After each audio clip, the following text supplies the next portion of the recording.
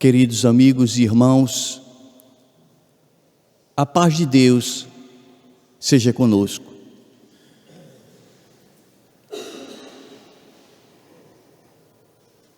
Há uma preocupação muito intensa quanto ao número crescente de separações conjugais, envolvendo inclusive religiosos de todas as seitas, de todas as religiões.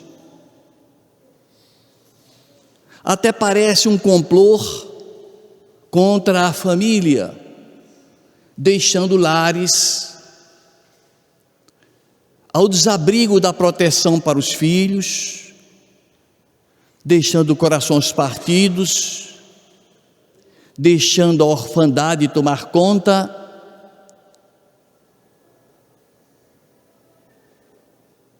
E nós que somos espíritas precisamos estar preparados para compreendermos o lance do casamento, essa busca de realização interior de todos nós, em que consiste o direito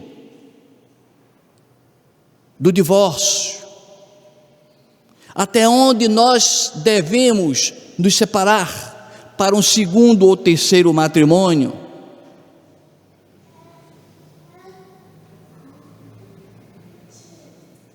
Em resumo, sabemos que a doutrina espírita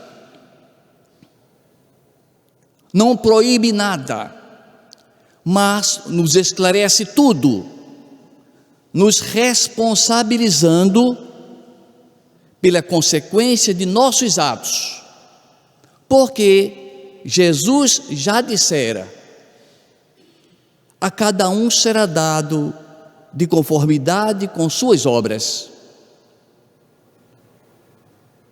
Portanto,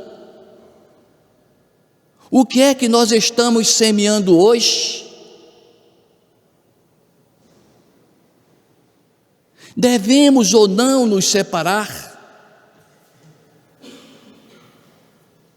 Antes de mais nada, precisamos lembrar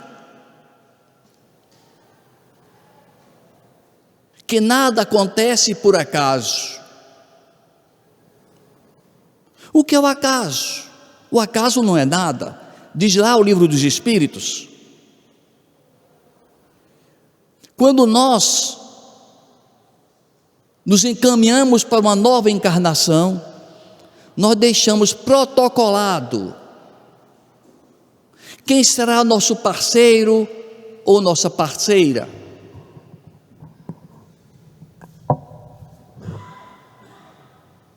Às vezes até definimos quem serão nossos filhos. Isso porque, como fomos em vidas pretéritas, peças não muito boas, pedimos encarnações novas para expiarmos contas, para ajustarmos débitos, para refazermos amizades onde havia desavença, união onde havia desunião, amor onde havia ódio. Essa construção do novo ser é propósito nosso estabelecido na espiritualidade.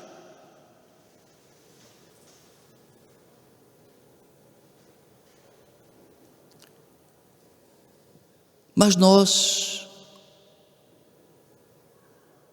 nos iludimos com essa avalanche de informações do século 21, com a busca voraz pela matéria, pelo material, o endeusamento da beleza estética, a busca pelo prazer,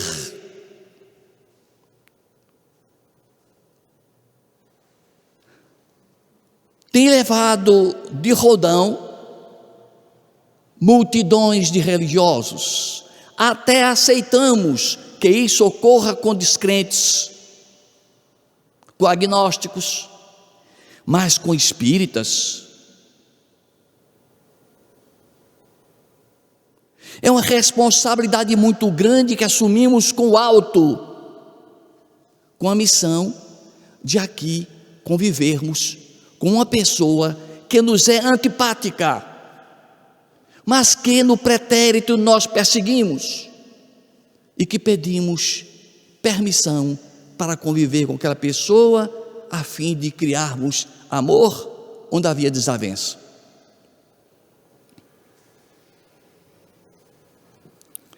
O filósofo extraordinário que ficou na história, um marco, Sócrates, inventou de se casar com uma jovem, uma diferença de idade de 40 anos aproximadamente, Xântipa. E não era brincadeira. Xântipa se trombava, se chocava permanentemente com Sócrates. Era uma desavença diária. Quando perguntado, Sócrates teria dito: eu aconselho que o homem se case. Se por acaso tiver a sorte de pegar uma boa mulher, será muito feliz. Mas se por acaso o homem pegar uma mulher muito ruim, vai se transformar num filósofo, vai aprender a filosofar, como é meu caso. Mas nós estamos nessa fantasia do mundo buscando uma felicidade que podemos apalpar, que o tato alcança, que o olfato reconhece, que a visão constata, que a audição identifica, que o paladar acusa. Ou seja, nós buscamos o prazer.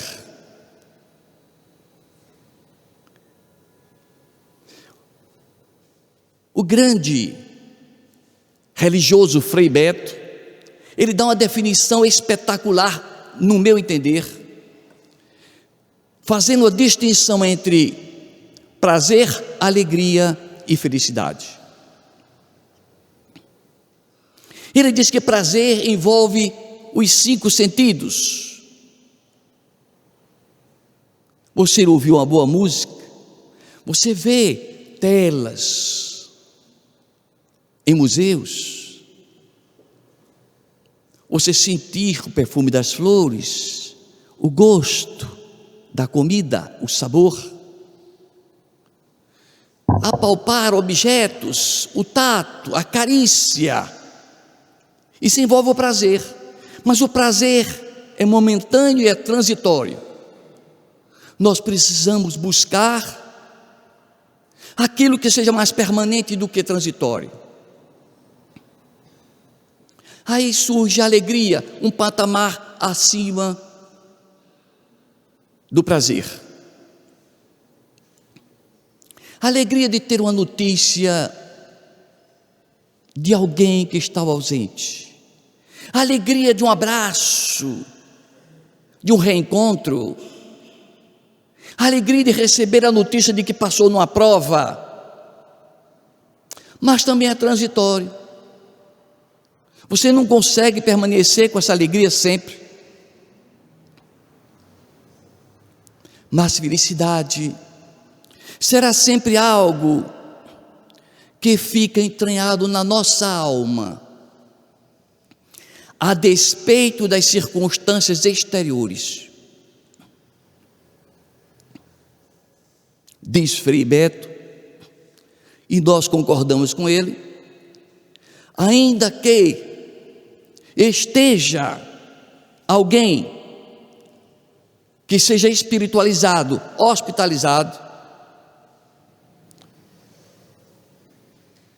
atormentado por algumas dores, mas embebido na consciência tranquila, ainda assim será feliz.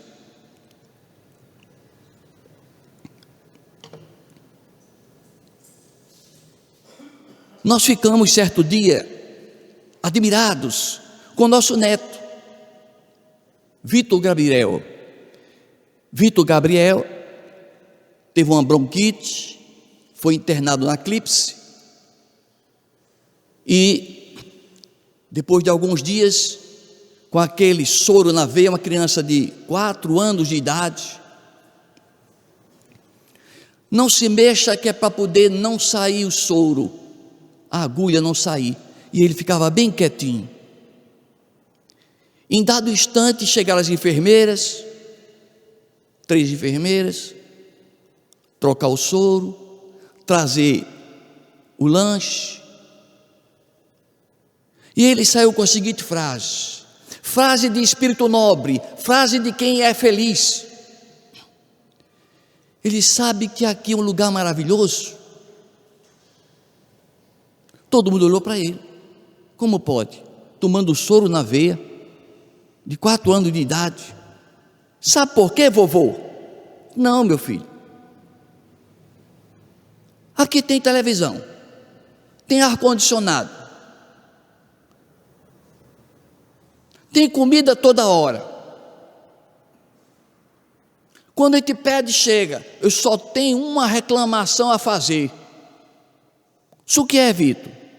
Da próxima vez que eu pedir meu gagal, que venha mais depressa, que já chega frio. A felicidade é íntima, é interior. No século XIV,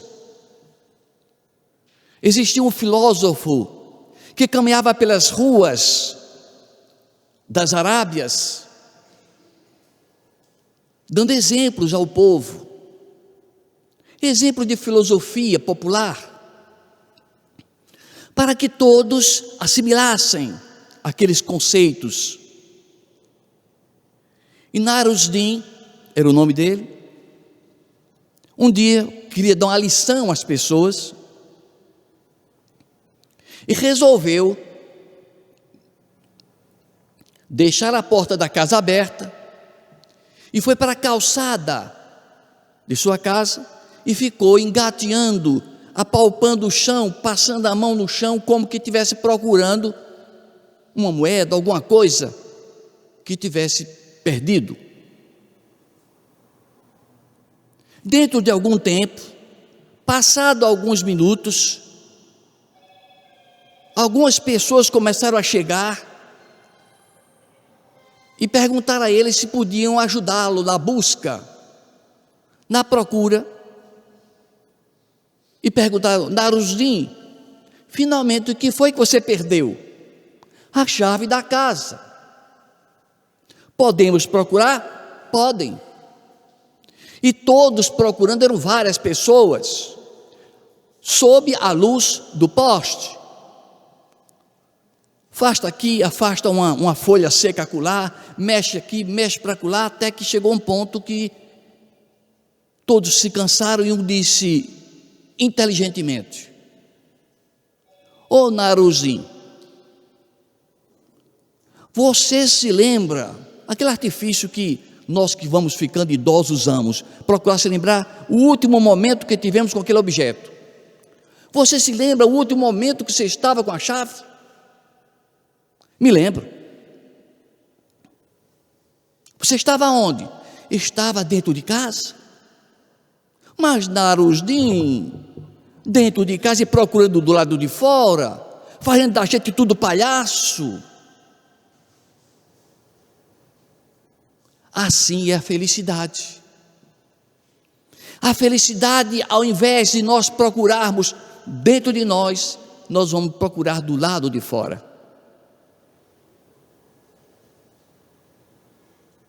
Frei Beto, que nós comentamos há pouco, que definia prazer, alegria e felicidade.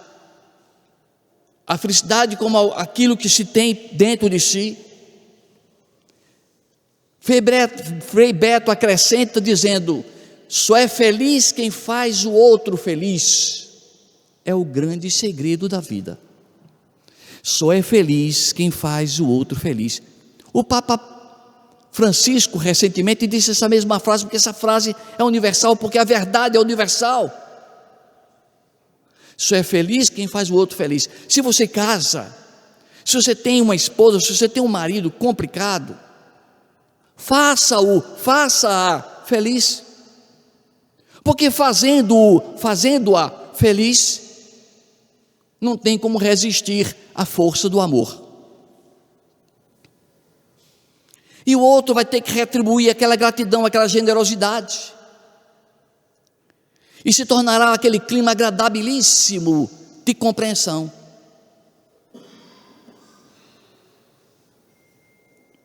No Evangelho de Mateus, capítulo 19, Jesus vai caminhando e os fariseus o buscam e lhe perguntam: mestre, é lícito o homem abandonar a mulher por qualquer motivo? E Jesus diz: não tendes lido o que está nas Escrituras? Que o homem abandona pai e mãe para se unir a sua mulher, e os dois se formam uma só carne. Portanto, não separe o homem aquilo que Deus uniu. Jesus, como tem uma visão que se projeta pelo infinito, ele estava vendo os problemas de hoje em dia, das separações atuais. Não separe o homem aquilo que Deus uniu. Dirão alguns cruzando os braços, mas eu não suporto mais. Para os não espíritas, tudo bem, mas para os espíritas é preciso pensar duas vezes. Sabe por quê? Porque não será aquele caso, daquele convívio difícil,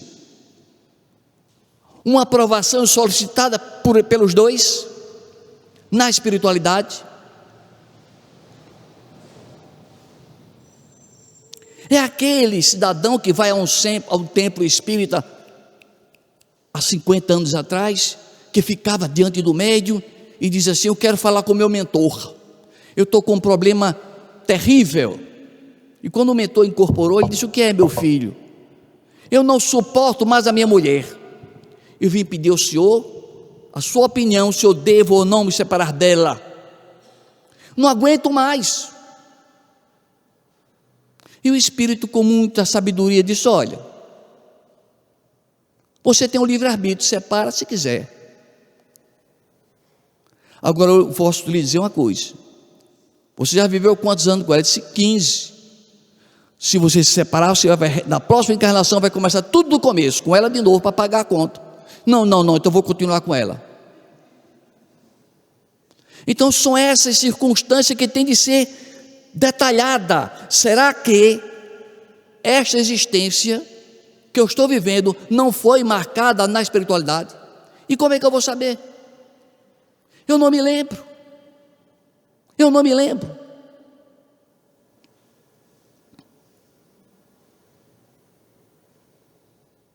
No mito de Er, que Platão relata, que o soldado Er vai ao outro mundo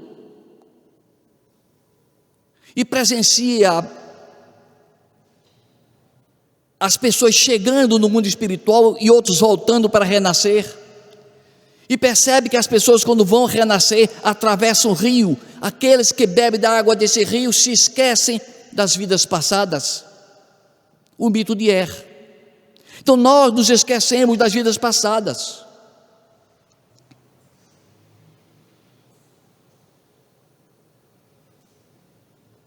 Martins Peralva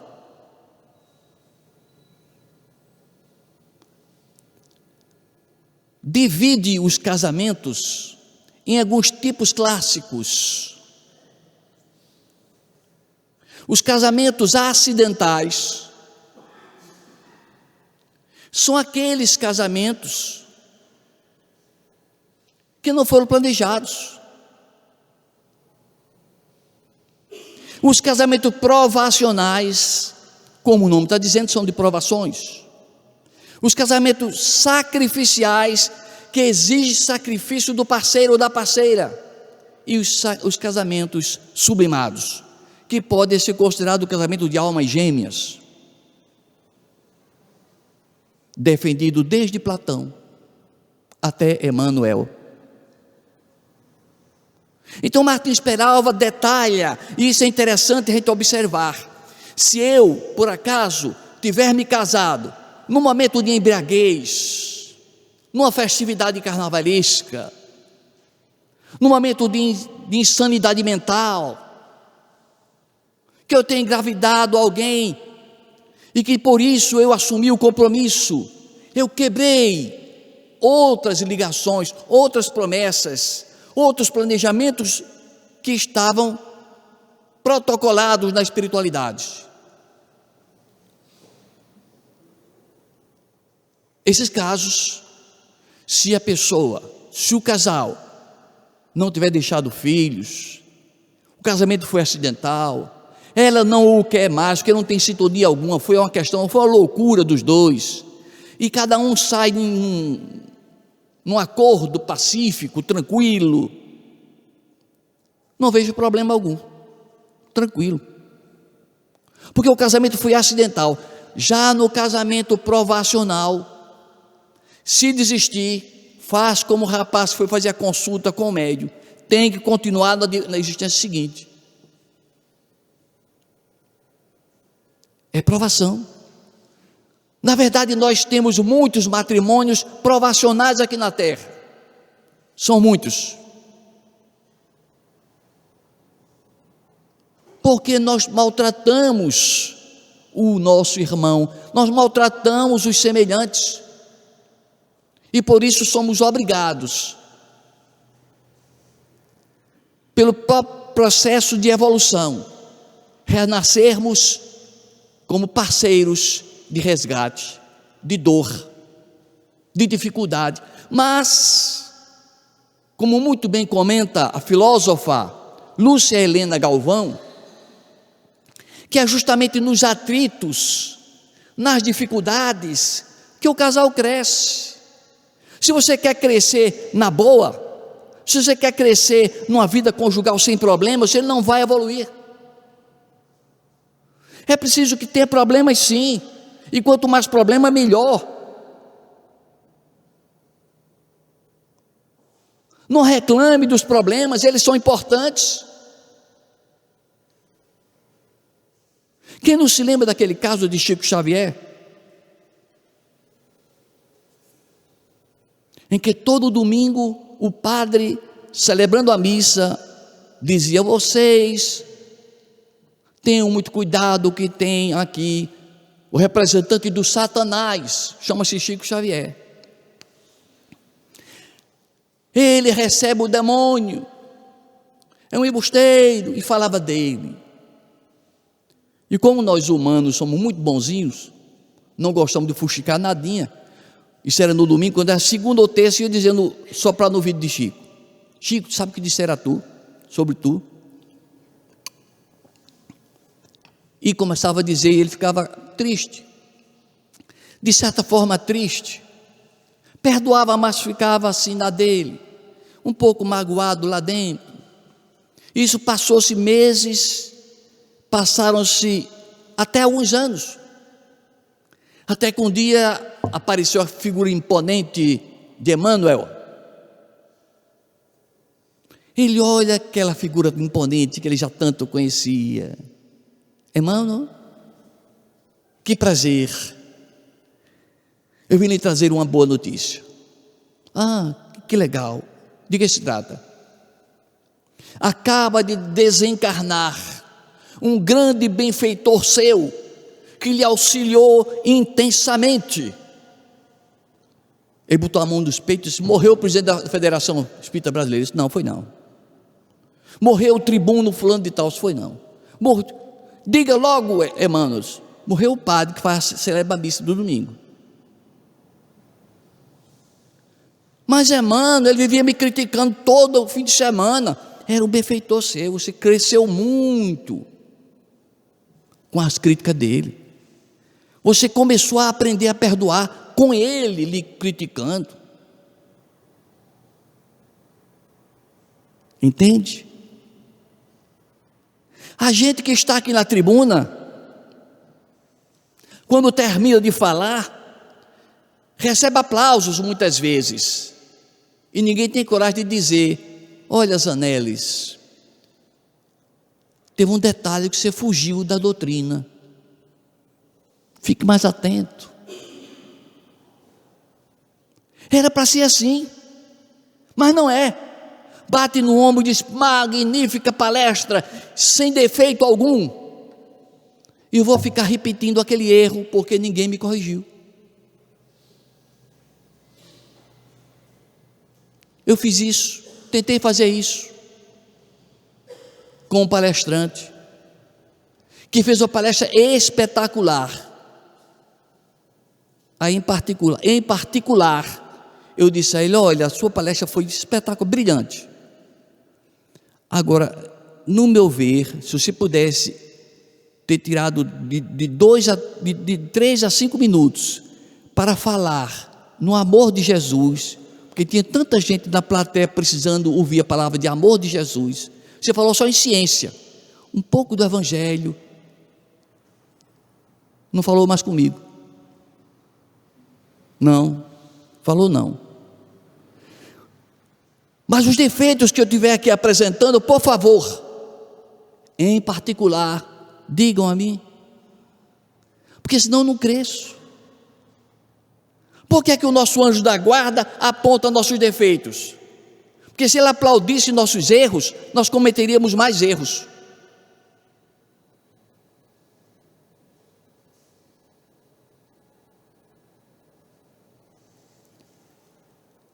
O casamento acidental, que é esse que as pessoas não pensam, o casamento provacional, de provações dos dois, o casamento sacrificial, descrito por Martins Peralva, é aquele que um dos pares, ou ele ou ela, resolve nascer, reencarnar, para auxiliar o outro que está numa situação muito grave. Vem dar a mão, vem dar um suporte, porque o outro ficou muito atrás da caminhada. Porque os dois têm que evoluir. O processo evolutivo é espetacular. Deus criou assim as comunidades para voltarem a buscar os retardados, as famílias para voltarem a buscar os que ficaram para trás, os cônjuges para voltarem a buscar o cônjuge que ficou para trás. É um auxiliando o outro. E quem não se lembra do romance Renúncia, de Emmanuel, em que ela está nas delícias de planos astrais superiores,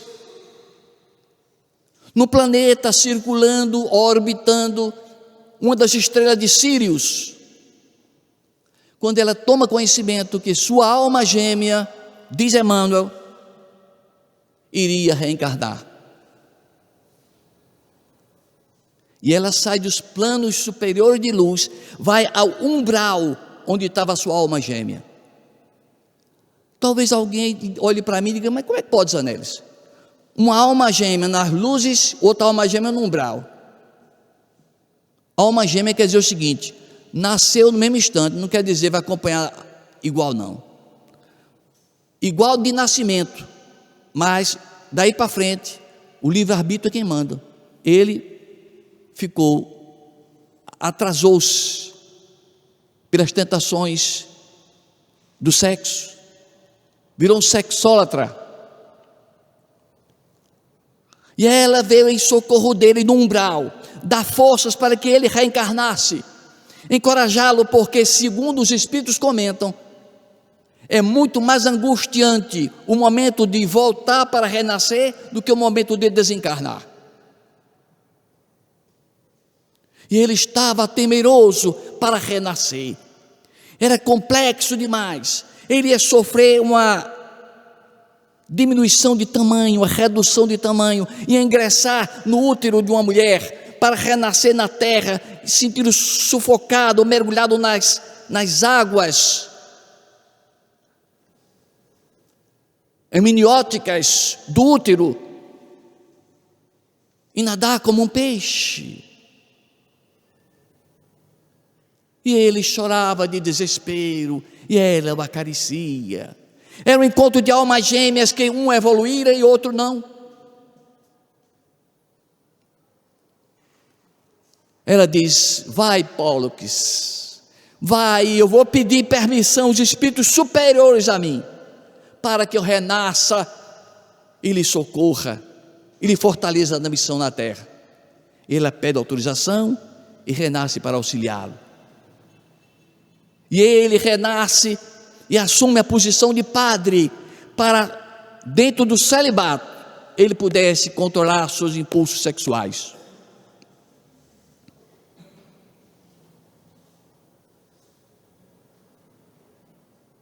Existem muitos casos de casamentos sacrificiais, que um se sacrifica pelo outro, e quantas vezes nós dizemos: mas mulher, você aguenta aquele marido cachaceiro, separe-se dele. Homem, separe daquela mulher é doida, é perturbada. E nós não estamos sabendo o que estamos dizendo. Nós não sabemos o que estamos dizendo, porque às vezes são casamentos programados, são casamentos sacrificiais. Eu conheço casos assim.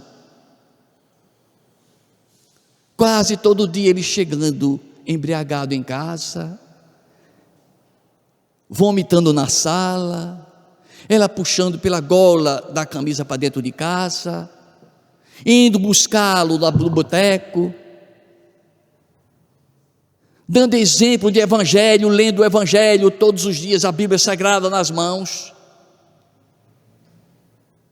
São casamentos sacrificiais. Ela efetivamente vai para planos superiores, ele vai perambular ainda nas trevas por muito tempo. Mas sem ela, e se esse sacrifício dela, pior seria para ele. Pior seria para ele. Nós temos, segundo o entendimento espírita, corpo, perispírito e espírito. E Platão já fazia divisão similar, idêntica a que o Espiritismo faz. A matéria, ele dizia que era o soma, a mente, psique. Hoje em dia a gente vai comprar um remédio psicossomático, tanto serve para a matéria como para a mente, como para os nervos. E o espírito, ele chamava nous ou noética. E Platão, já naquela época, 400 anos antes de Cristo, já dizia dos relacionamentos matrimoniais, em que se casa pensando só no ânima, só no corpo. É um casamento passageiro, que não tem sustentação, que se enjoa. É como comer chocolate, é tão bom, mas comer chocolate de manhã, tarde, de noite, todos os dias, no terceiro dia ninguém aguenta mais chocolate. É a parte material. Então Platão falava desses amores, o amor da psique, da mente, da afinidade, dos gostos semelhantes, nessa busca da felicidade. É um amor que dura um pouco mais, é mais firme, tem mais sustentação do que aquele amor material, sem qualquer dúvida. Mas o amor ideal, que seria o amor de alma gêmea na visão de Platão, é aquele que envolve os três aspectos: o soma, o psique e a noética, e que os dois se entrelaçam nos gostos similares, em que um agrade o outro, que um faça o outro feliz, porque só é feliz quem faz o outro feliz. É a grande realidade. E tão fácil ao mesmo tempo, a fórmula é facílima, é amar. E não esperar que o outro me dê, eu dou o amor. E na minha doação de amor, eu vou ser reconhecido e correspondido. Ariano Suassuna, esse paraibano que nasceu no Palácio da Redenção, em João Pessoa, ele conta que um dia veio para uma festa lá no Palácio da Redenção e não veio trajado de conformidade com o exigido para a festa. Quando chegou na porta de entrada, os policiais disseram: o senhor não pode entrar. Disse: mas por que eu não posso entrar? Porque o senhor não está vestido como recomendado para a festa. Mas engraçado, eu já entrei aqui nu, porque ele nasceu lá, dentro do palácio. Nasci aí nu, saí nu. Quando eu quero entrar vestido, você não quer deixar.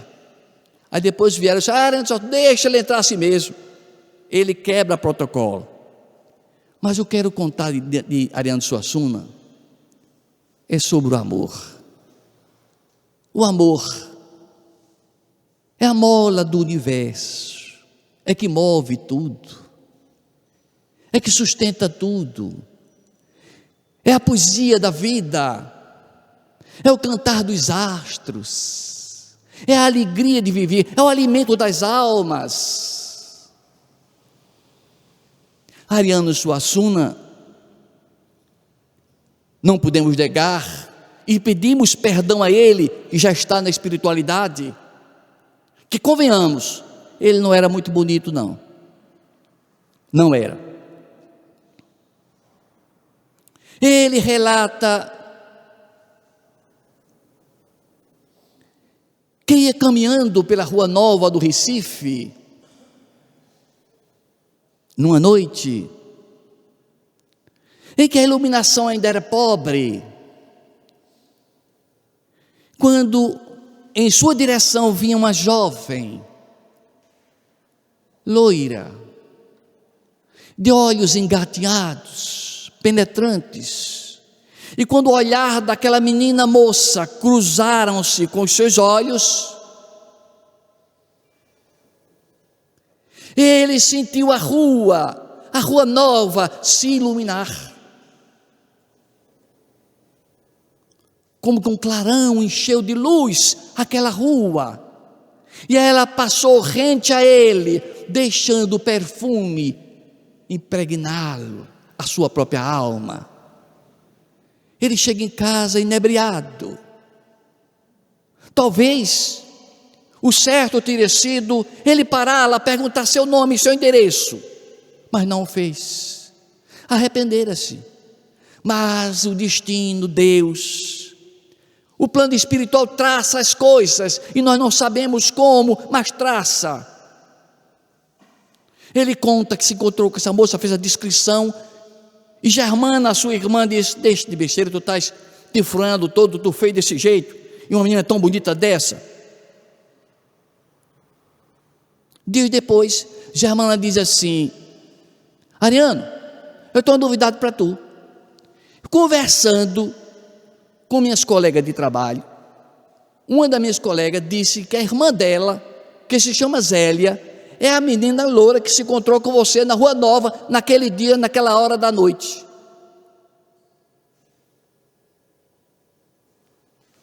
Então ele já ficou com o nome dela, Zélia. E sabendo que era conhecida da colega de trabalho, da irmã dele, Germana. Então, dias depois ele se encontra com ela num ponto de ônibus. Ela não tomou mais o ônibus, ficou namorando com ele. E no dia de Reis, do ano de 1948, os dois se casam. Foi o dia mais feliz de sua vida. Por quê? Acima de tudo que existe no universo, uma coisa só prevalece: o amor. Que Deus nos abençoe.